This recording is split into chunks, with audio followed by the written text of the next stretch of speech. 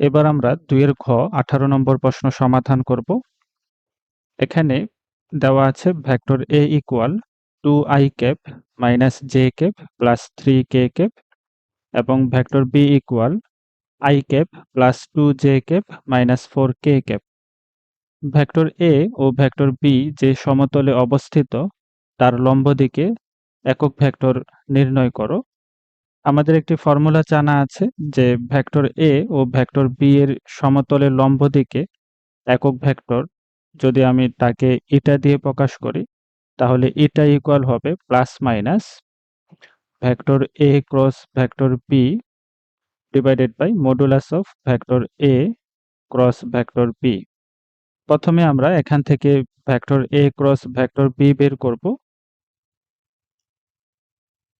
Vector A cross vector B কে আমরা নির্ণায়ক আকারে বের করব। নির্ণায়কের প্রথম রোতে i j k এই একক ভেক্টরগুলো অবস্থান করবে।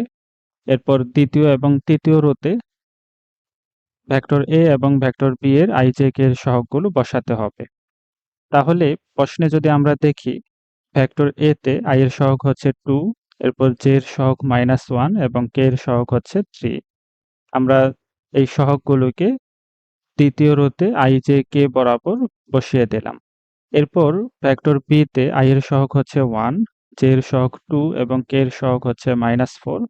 আমরা তাদেরকে i j k বরাবর বসিয়ে দেব। এরপর আমরা প্রথম রো এর সাপেক্ষে নির্ণয় করতে চাই। প্রথমে আমরা i এর সাপেক্ষে বিস্তার করব। তাহলে i যে রো এবং কলামে অবস্থান করে সেই রো এবং কলামগুলোকে বাদ দিয়ে আমরা বাকি ভুক্তিগুলোকে কর্ণ বরাবর গুণ করে দেব। এখানে -1 এবং -4 যদি আমরা গুণ করি তাহলে আমরা পাবো +4। এরপর নিচে থেকে উপরে আমরা গুণ করব। সেক্ষেত্রে একটি মাইনাস চিহ্ন বসাতে হবে, এখানে বসালাম। এরপর 2 এবং 3 যদি আমরা গুণ করি তাহলে সেক্ষেত্রে পাবো 6। এরপর আমরা j এর সাপেক্ষে বিস্তার করব। এক্ষেত্রে প্রথমে -j আমরা লিখে নিলাম। এরপর j যেই রো এবং কলামে অবস্থান করে তাকে বাদ দিয়ে বাকি ভুক্তিগুলোকে আমরা তাদের কর্ণ বরাবর গুণ করে দেব। প্রথমে যদি আমি 2 এবং -4 গুণ করি তাহলে -8। এরপর আমরা নিচ থেকে উপরে গুণ করব, সেক্ষেত্রে একটি মাইনাস চিহ্ন দিতে হবে। এরপর 1 এবং 3 গুণ করলে আমরা এখানে 3 পাবো। এরপর আমরা k এর সাপেক্ষে বিস্তার করব। প্রথমে আমরা +k লিখে নিলাম। এরপর k যে রো এবং কলামে অবস্থান করে সেগুলোকে বাদ দিয়ে দিলাম। এরপর বাকি ভুক্তিগুলোকে আমরা তাদের কর্ণ বরাবর গুণ করে দেব। 2 এবং 2 যদি আমরা গুণ করি তাহলে 4 পাবো। এরপর নিচ থেকে উপরে যদি আমরা গুণ করি সেক্ষেত্রে একটি মাইনাস চিহ্ন বসাতে হবে। 1 এবং -1 গুণ করলে -1 পাওয়া যাবে। আগে থেকে একটি মাইনাস ছিল, তাহলে এখানে +1 হয়ে যাবে। এরপর 4 থেকে যদি আমরা 6 বিয়োগ করি তাহলে -2 পাবো, -2i ক্যাপ। -8 এবং -3 যোগ করলে -11 এবং এখানে -j আছে তাহলে +11 j ক্যাপ। 4 এবং 1 যদি আমরা যোগ করি তাহলে পাচ্ছি 5k ক্যাপ। এরপর আমরা vector A cross vector B এর মান বের করব। Modulus of vector A cross vector B √ দিয়ে। তো এখানে i এর সহগ হচ্ছে -2, -2 এর স্কয়ার করে দেব। এরপর j এর সহগ হচ্ছে 11, 11 এর স্কয়ার হয়ে যাবে। এরপর k এর সহগ হচ্ছে 5, 5 এর স্কয়ার।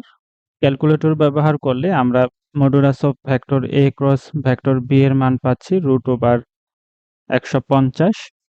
এবার আমরা এটার মান বের করতে চাই। ভগ্নাংশের উপরে A ক্রস B এর মান বসাতে হবে। আমরা এখানে ভেক্টর A ক্রস B বের করেছিলাম -2i cap plus 11j cap plus 5k cap এবং modulus of vector A cross B এর মান হচ্ছে √150। এবার আমরা ভগ্নাংশটিকে আলাদা করে ফেলবো। -2 কে আমরা √150 দিয়ে ভাগ করে দেব। এরপর সামনে i ক্যাপ, এরপর 11/√150 j ক্যাপ, 5/√150 k ক্যাপ। তো এই হচ্ছে আমাদের ভেক্টর A এবং ভেক্টর B এর যে সমতলে অবস্থান করে তার লম্ব দিকে একক ভেক্টর।